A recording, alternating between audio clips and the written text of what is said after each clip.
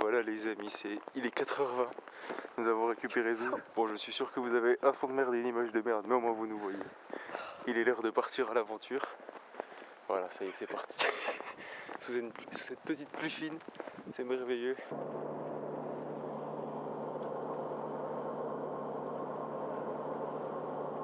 Voilà ma gueule. Bienvenue à Strasbourg. Allez, comme. Venons découvrir Strasbourg.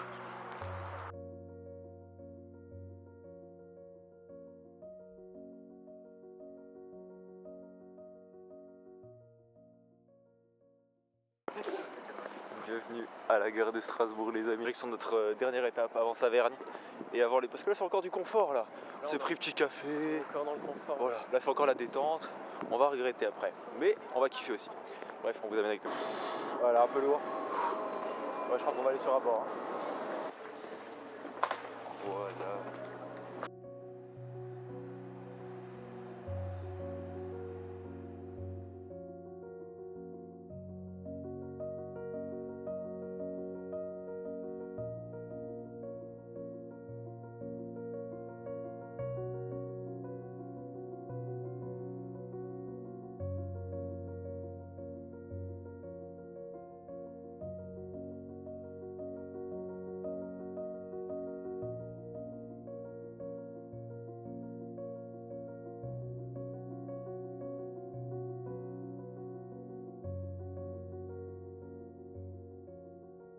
Chers amis, Nous sommes ici donc à Saverne.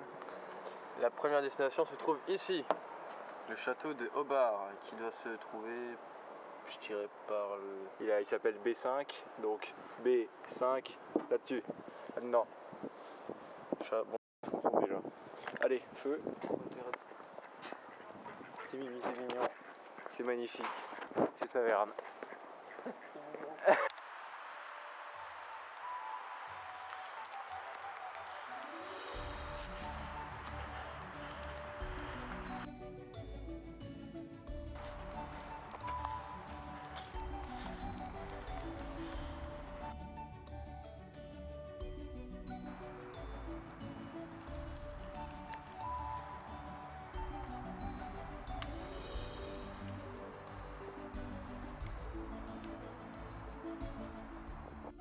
Bon bah après une belle pente abrupte, comme c'était indiqué, nous voici sur notre premier... Waouh, c'est super beau. Le canyon français là, Wow. le canyon alsacien. Le canyon, le grand canyon les gars.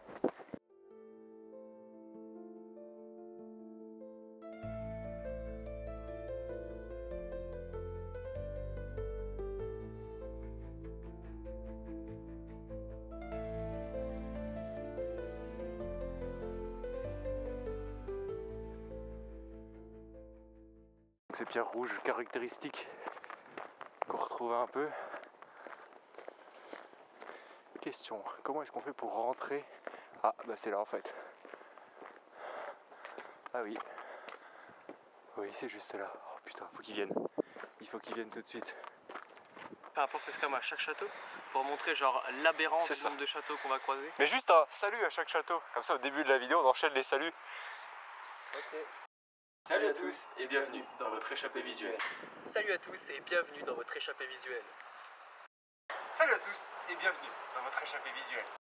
Salut à tous et bienvenue dans votre échappée visuelle. Eh bien, salut à tous et bienvenue dans votre échappée visuelle.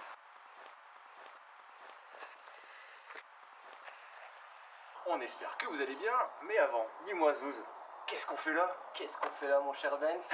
Eh ben, on se retrouve pour une nouvelle aventure, cette fois-ci dans les Vosges. Et on commence par le château du Haut-Bar. Magnifique château, vous verrez. Illustration. Le château du Haut-Bar, surnommé Œil de l'Alsace, est une forteresse médiévale située près de Saverne, à l'ouest de Strasbourg.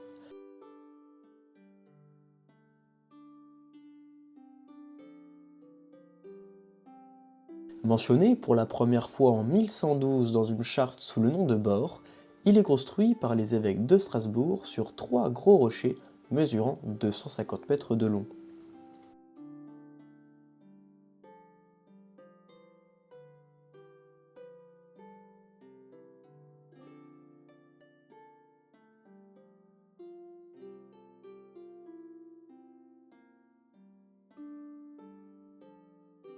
Avec sa vue à 360 degrés et ses 470 mètres d'altitude, il offre une vue imprenable sur la plaine d'Alsace et la vallée de la Zorn.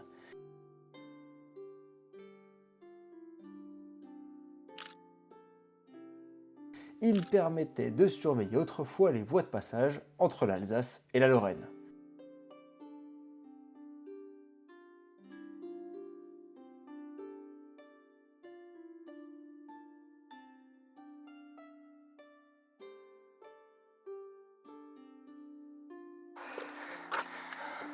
Il y a tellement de plans du château. Les gars, il y a trop de choses à faire. Il y a trop de choses à faire, il y a trop de paysages.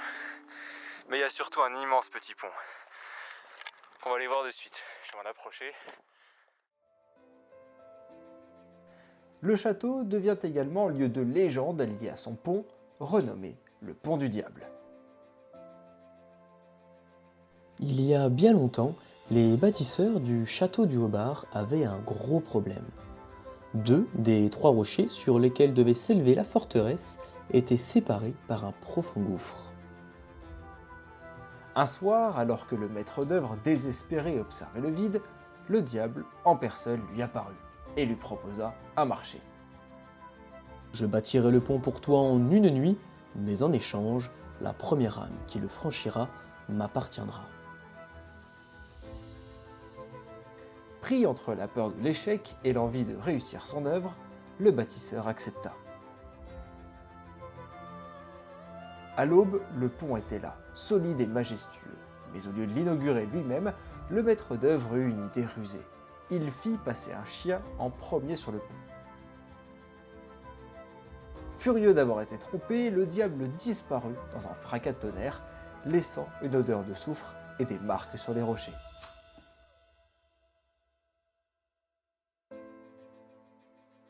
Depuis ce jour, le pont est surnommé le Pont du Diable, et on dit qu'en certaines nuits brumeuses, on peut encore sentir une présence étrange sur les rochers.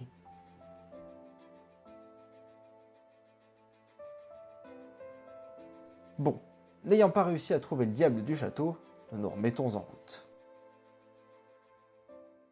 Après avoir découvert le fameux château du Haut-Bar, il était temps pour nous d'aller découvrir la tour télégraphe Chappe, située non loin, même vraiment pas loin en fait, à 200 mètres.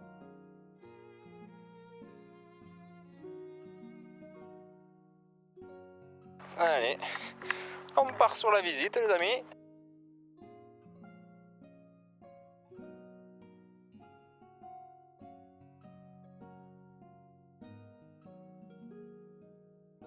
Cadenas, cadenas, serrure, cadenouille, cadenouille.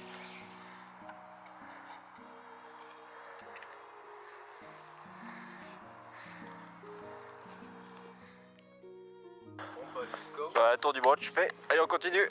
Et pour continuer sur notre lancée, direction le Grand Geroldsbeck, un château situé non loin d'ici, lui aussi, et qui a un petit frère, le petit Geroldsbeck.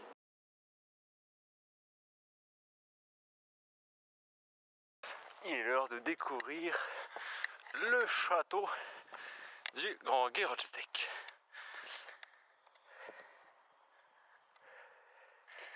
Pour vous raconter un petit peu l'histoire, l'entrée du château a été entièrement comblée jusqu'en 2014. L'accès au site se faisait par un escalier construit par le club vosgien au siècle dernier. Les fouilles réalisées de 2015 à 2019 ont permis de dégager l'ensemble du dispositif d'entrée médiévale. Celui-ci comporte une succession de portes de diverses époques et un couloir avec une rampe d'accès pavée de gros blocs de grès.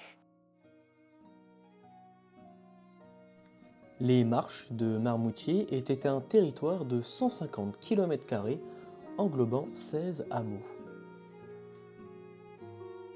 3 générations de la famille de Gerolstedt se légueront la propriété du château, de 1109 à 1390. Cette date annonce également la fin de leur lignée. Ne sachant plus à qui confier le château, il devient donc la propriété de 22 personnes différentes. Après de nombreuses années où le château ne servait plus à rien, c'est au XIXe siècle que le tourisme pédestre s'intéressa aux ruines. Des actions de nettoyage, de fouilles et de restauration sont menées, puis en 2007, une association appelée Pro Gerolstedt prend le relais pour faire perdurer l'histoire de ce château. Mission retrouver le boîtier de Zeus. Hop là.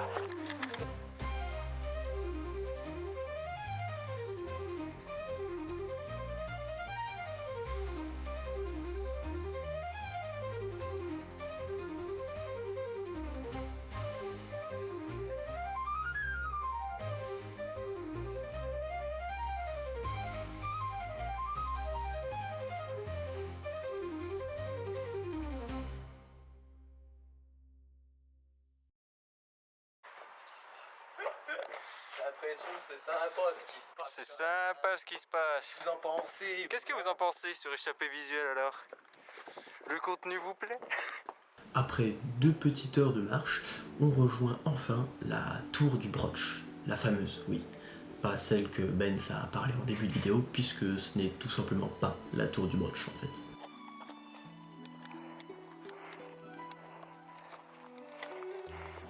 Hop là. La flotte qui s'abat petit à petit sur nous.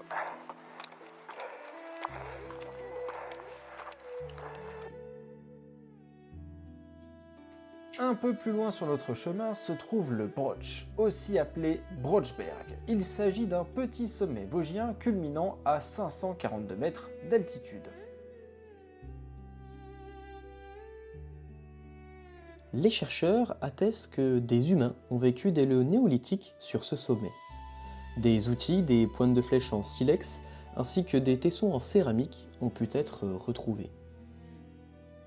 Et notre petite tour, quant à elle, eh bien à côté, elle est quand même vachement récente, puisqu'elle a été construite et inaugurée en 1897 à l'initiative du club vosgien. Et croyez-nous, des merveilles, ils en ont fait.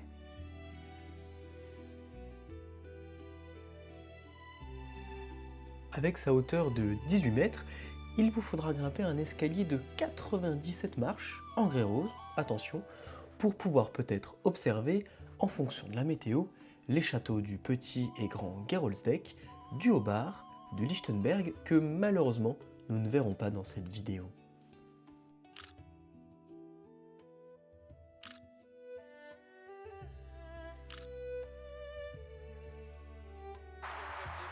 Merci le club des Vosges, club vosgien Saverne, de nous avoir mis un abri derrière cette magnifique tour.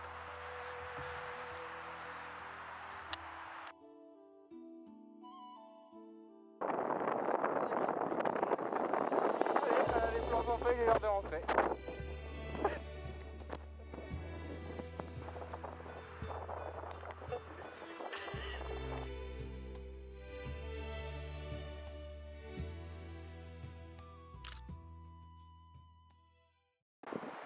Bon, on continue l'expédition à la recherche de la grotte. La GoPro a gagné une barre de batterie, c'est merveilleux. Ouais. Oula, oui. Je sens qu'on s'en approche un peu. Mais vraiment, la roche, elle est folle. Elle a des teintes turquoises quand elle s'oxyde. Et sinon c'est une teinte rouge, ouais, rouge rosâtre. Ça fait très Bordeaux. Il y avait le vent. On est vraiment en altitude, enfin on n'est pas énormément en altitude mais on est assez haut par rapport à ce qu'il y a autour. Donc on prend quand même bien le vent. Et ici c'est pas très stratégique. Mais vous voyez là les roches elles sont vraiment turquoises. Et elles tournent un peu vers de la craie on dirait là. Alors que sinon elles sont très rouges, rouge Bordeaux comme celle-ci. C'est assez unique de découvrir ce type de roche ici. Toujours pas l'entrée de la grotte mais ok. D'accord. On continue. Ouais je crois qu'il va me falloir Tom. Il y a vraiment énormément de roches. Là on était sur une grosse partie qui faisait un peu terre battue. Mais pas de la roche. Et là vraiment on découvre des blocs de roche mais très très très impressionnants. Regarde-moi ça. C'est une folie.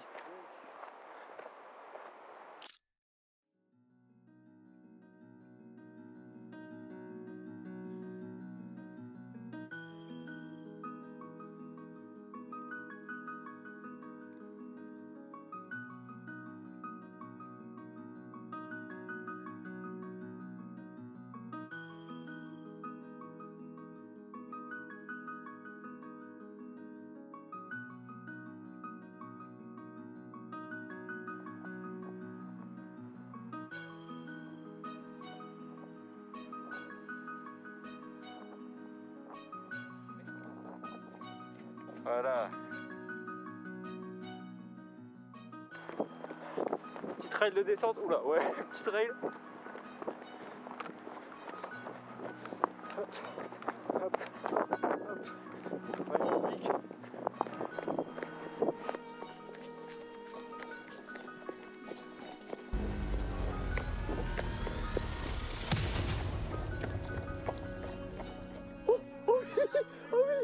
Sur la vidéo, oui. Bah alors Ben, si s'est passé quoi là? Non. J'ai fait le gigazion là. Le risque du trail, Ben. Voilà. Je peux le refaire le raisonnement? Ok. Alors tu vois, je trouve ça trop chiant d'avoir des panneaux. Genre ta direction c'est marqué dans 3h30, 4h. Pourquoi? Parce que déjà, ça enlève un quart d'heure par un quart d'heure. Du coup t'as l'impression que t'avances pas. Et ensuite, bah, il se passe rien entre temps quoi. Voilà. Alors que t'as un petit panneau 1 heure. T'as fait ton heure, peut-être ton heure et demie, tu arrives, t'as un autre panneau avec un autre nom, 1 heure, et là t'as plus l'impression d'avancer. Alors que t'as le panneau 4 heures dans la gueule, bah après tu continues, tu vois 3 heures, après tu vois 2h30, après tu vois 2 heures, ça en finit jamais. Ce fameux 2h15. Finit jamais. Voilà. Conclusion, il nous reste 2h15. Ouais. Au final, ça va être la merde. Conclusion, ouais. Oh purée. Avec Benz, on a pour habitude de faire un petit peu de stop à chaque randonnée. C'est quelque chose qu'on aime bien, on a toujours eu de bonnes expériences et on tombe souvent sur des gens très très sympas avec des caractères plutôt spéciaux, ce qui nous plaît aussi beaucoup. Alors, on décide tout simplement de faire un petit peu de stop pour terminer notre première journée de marche.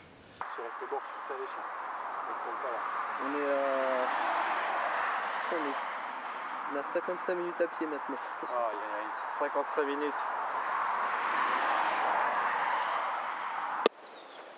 Je sais pas si c'était le meilleur move ce qu'on a fait. Bah en fait à pied du coup on s'est rallongé là. Après avoir seulement commencé à lever notre petit doigt, une personne s'arrête au bord de la route. Évidemment, elle va pile là où nous allons. Pas mal de trucs à Van de Bourg. S'il vous plaît. Oui. Oui. Oh là là, faire le sommet. Oh là.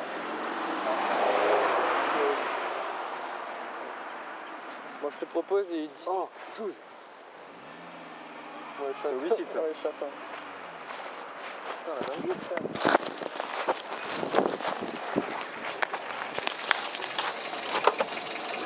Bonjour. Cabaret-vous, pas plus loin. Ah bah nous c'était. C'est exactement où on va. On allait. Ah bah merci. Et vous allez voir que c'est pour ce genre de rencontre, tout simplement, qu'on aime aussi faire du stop. Il y a un château aussi avec eux. Quand on pose près du château, si vous voulez, ça vous fait tourner un peu. Il y a une fête médiévale tous les 2 ans. D'accord.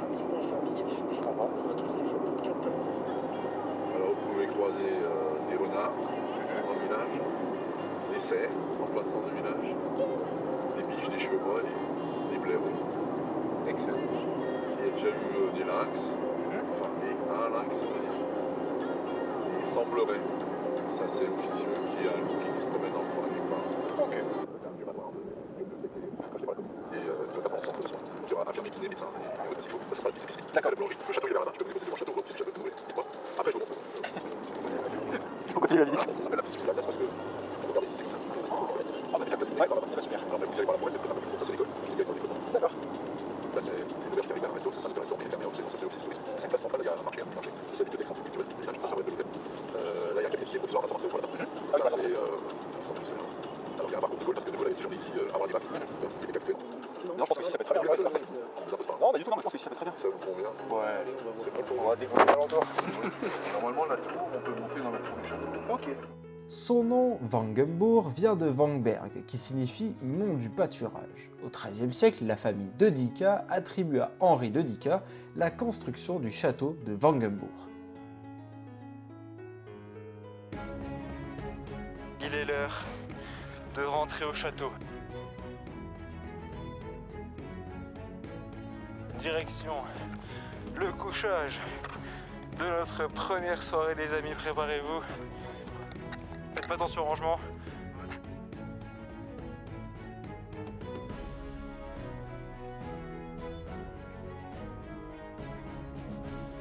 Aujourd'hui, on se retrouve une nouvelle fois dans C'est un magnifique château. Encore et encore. Un nouveau. Another one. Enchaîner tous ces châteaux vosgiens. Ouais, châteaux vosgiens. Voilà, tous ces châteaux vosgiens. Vous aimez les châteaux vosgiens, nous aussi? C'est magnifique. Et nous allons y passer la nuit. Oui, on va y passer la nuit. Ça va être sympa. Ce soir, nuit au château, les gars. Malheureusement, le dernier de la famille des Dika mourut dans une bataille en 1386. Ces bonnes petites pâtes, thon, bolognaise, comté. Et puis voilà quoi, ça part. Que du bonheur, Ça part, que quoi. du bonheur, que du bonheur.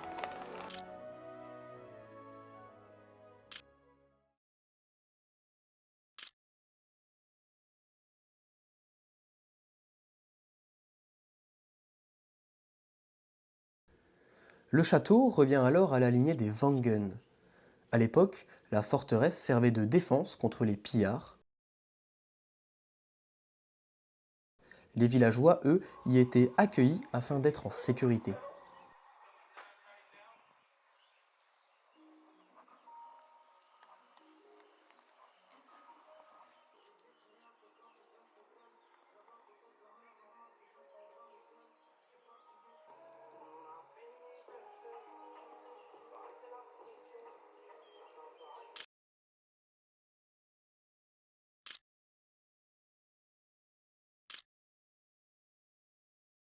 Petit château, incroyable château d'ailleurs.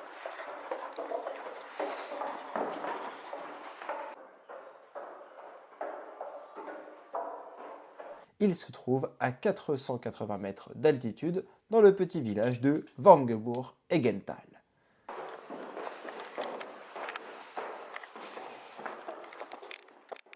Durant la guerre de 30 ans, le village eut beaucoup à souffrir, puisqu'en 1701, il ne comptait plus que 15 habitants. Le château perdut alors son rôle de protecteur. Retour de notre super campement de la nuit. Le plus de lumière.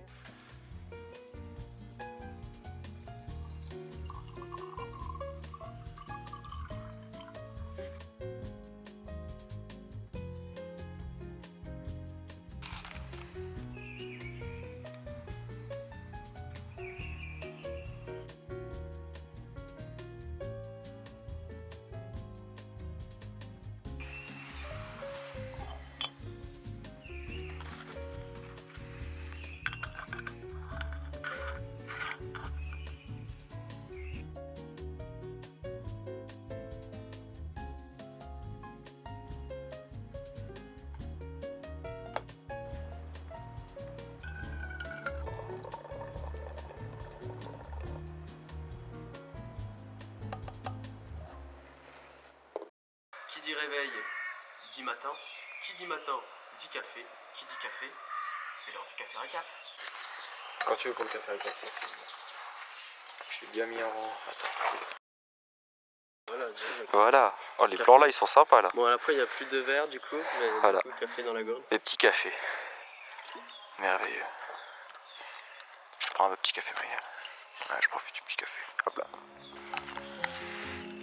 Corsica. Corsica, mais la régalade. Ah là, la régalade. Il nous réchauffe. Ça y est, on quitte le village après un bon petit déjeuner. Ah. Déjeuner, ouais. Voilà. On est bien. Votre petit trail. La lumière est avec nous en plus, c'est merveilleux. Ah.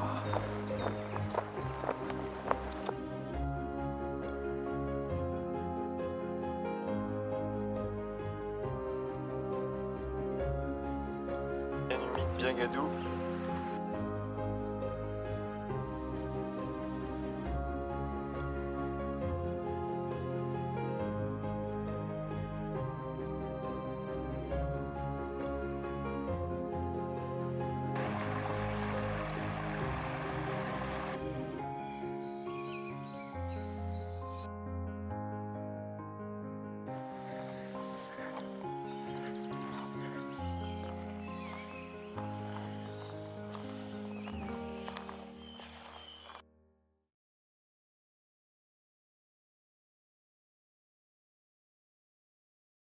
Prêt Stéphane Merde? Je suis prêt, Stéphane. Oh, et ben salut à tous les amis, j'espère que vous allez bien. Aujourd'hui on se retrouve pour une nouvelle aventure, de nouvelles explorations, toujours époustouflantes, toujours de plus amusantes et toujours autant magnifiques. Regardez l'autre derrière trouvaille. Un nouveau château. Encore les amis. Encore et toujours. Encore. 5, 6e, 6. 6. Ouais, on compte plus. On comptera à la fin. Trop de châteaux les gars. Trop de châteaux. Trop de châteaux là, c'est trop le business. Sympa tout ça. Ouais, par contre là, elle s'est fait arracher la forêt aussi. Ouais. Oula, oui.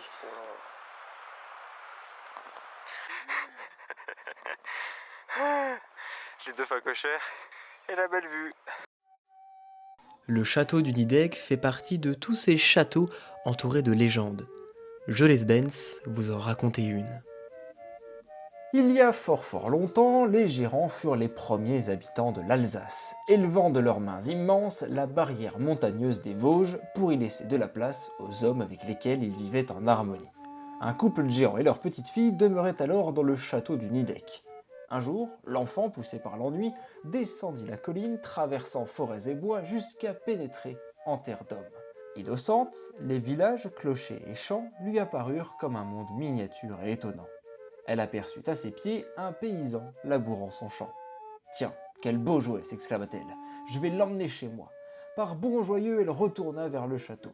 Le père, attablé, buvant son vin bien frais, observa la fillette et lui demanda « Qu'apportes-tu de si frétillant dans ton tablier? Fais-moi voir cette trouvaille. » L'enfant, joyeuse, étala avec précaution le paysan ainsi que la charrue et son attelage. Mais le père, prenant son air le plus sérieux, lui dit « Qu'as-tu fait là? Ce n'est pas un jouet, ramène-le où tu l'as pris tout de suite et sans réplique, car sans le paysan, tu n'aurais pas de pain. De leur labeur, les géants grandissent sous les cieux. » Après avoir entendu la super histoire de notre cher Benz, sachez qu'il y a une cascade à quelques mètres du château qui, elle aussi, évidemment, s'appelle la cascade du Nidec. Regardez-moi ce photographe hors pair, il va dans des zones reculées où personne ne peut aller pour photographier. Bon par contre ouais, petit détail, les forêts ici, vous le remarquerez de plus en plus, se sont fait détruire. Et donc vous avez des cadavres d'arbres, mais à perte de vue, partout où vous allez. Vraiment les forêts ont été massacrées, et ce depuis les 2 premiers jours de notre rando. La plupart des forêts qu'on croise, soit c'est la sécheresse qui a abattu les arbres, soit ils ont été littéralement abattus. Donc c'est différent.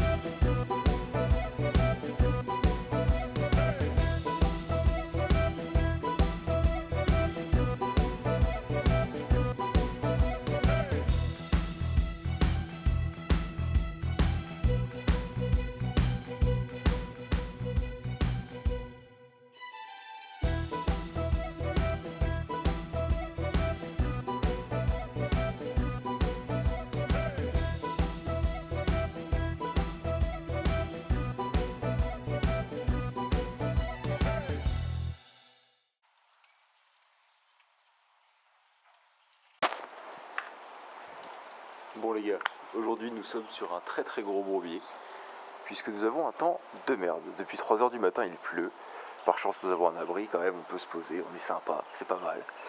Mais on va se prendre une journée de flotte sur notre dernière journée, alors qu'on devait voir le temple du Donon, etc. Ça doit être, on va se faire 30 bornes de flotte sous la pluie, 30 bornes de marche, pardon, sous la flotte, ce sera plus simple. Et voilà, ça va être une sacrée belle expérience aujourd'hui, je pense qu'on va bien morfler, c'est l'autre jour de retour, notre dernier jour. Espérons qu'on arrive à avoir un ciel un peu plus dégagé que ça, pour qu'on puisse voir un peu plus de décor, parce que là on va voir des choses vraiment sympathiques, donc espérons qu'on puisse en profiter quand même, on est venu pour ça. Mais voilà, la nuit a été plutôt bonne, il n'y a pas eu trop de bruit. Là, on avait cette caméra juste au-dessus de nous, qui est sur tête, qu'on entendait toute la soirée, qui fait un bruit de vibreur de téléphone, mais qui on l'a pas entendu de la nuit, puisque évidemment il a plu, donc plus pratique quand même, point positif. Mais sinon voilà, on se prépare doucement mais sûrement, on organise notre petit plan de retour. Et petit à petit, voilà, ça va être le tracé du jour. Donc on va aller jusqu'au Donon, aujourd'hui qui est un temple. On vous racontera l'histoire petit à petit, mais ça va être c'est un magnifique temple qui est sur les hauteurs. On va faire 1200 mètres de dénivelé positif aujourd'hui, sur une trentaine de kilomètres.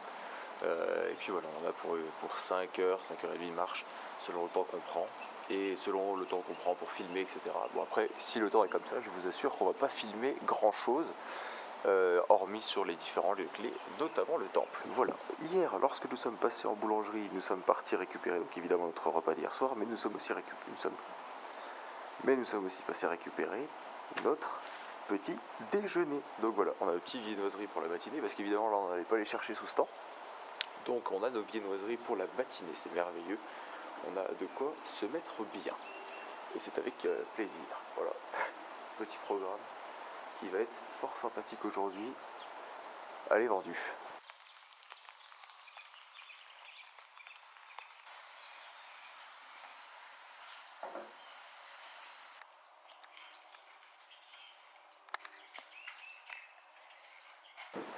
Bon les gars, il est temps de reprendre un peu de force avant cette troisième et dernière journée. Il pleut quasiment plus. 10 heures, ça bouffe des pâtes et après ça part pendant un bon bout de temps là. Ah là ouais, là on va morfler là. C'est stratégique, enfin c'est stratégique. On espère. On part sur la stratégie de bien manger le matin pour pouvoir marcher longtemps et essayer de repousser la pause en bouffe. fait, ouais, voilà, de repousser la pause du midi le plus loin possible. En tout cas, bon appétit. Bon appétit. Le Donon c'est bien, on va y aller mais on aura zéro vue. Hein. Bon après, le Donon sous le brouillard ça peut être sympa. Ouais, mais juste le Donon, pas la vue du coup. Ouais, voilà. Le temple dans le brouillard, ok. La vue ça fait chier. La vue du coup, voilà. Faudrait qu'on ait les deux. Qu'on arrive au Donon, on ait le brouillard, on fait nos plans et d'un coup le soleil se lève, on fasse voilà dingue. Objectif de ce troisième jour, vous l'aurez compris, le temple du Donon.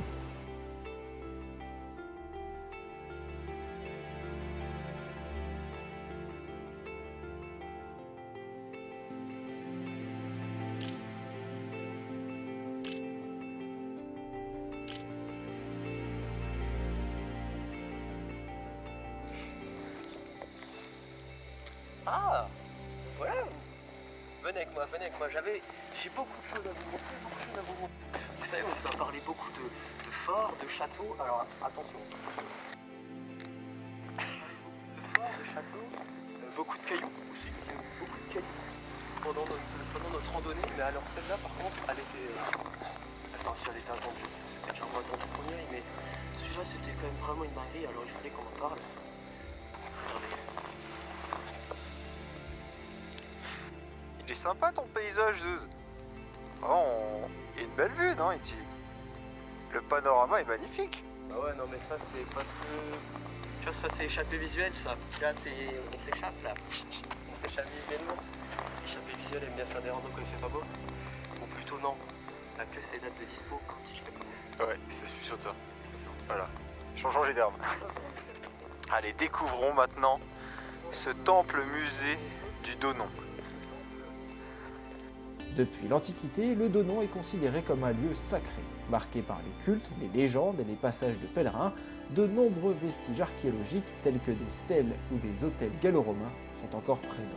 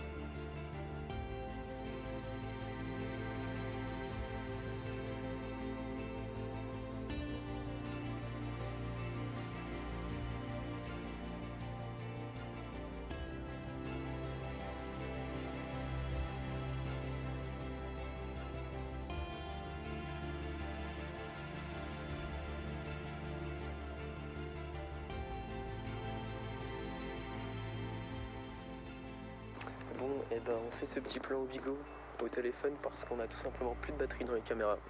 Tout est mort, tout est fini quoi dans les caméras, il n'y a plus rien. Donc bon, du coup, on est finalement arrivé à notre petite gare, à la gare du coup de Schirmeck. Et bah voilà quoi, on attend notre train et puis on va partir d'ici peu de temps, direction Strasbourg et après direction à la maison. Malheureusement, la randonnée ne se terminera pas comme on l'avait imaginé. Arrivé donc à Strasbourg, depuis la fameuse gare de Schirmeck, on décide de prendre un bus pour se rendre à l'endroit où on prend un bus, en fait, tout simplement, on passe de bus en bus. Et eh ben, il se peut qu'on se soit trompé de bus, trompé de sens de bus. Ce qui a fait que, évidemment, nous avons raté notre bus. Difficile donc de rentrer à l'heure prévue. Après de multiples recherches, Blablacar, train, bus, on se rendra à Mulhouse. Et depuis Mulhouse, c'est mes chers parents qui vont clairement nous sauver, puisque en fait sinon on aurait dormi dans la gare. Moi le lendemain j'étais à l'école, donc bon, ils sont venus nous chercher, heureusement. Et on a pu rentrer comme ça beaucoup plus tard que prévu, évidemment, mais on a pu rentrer.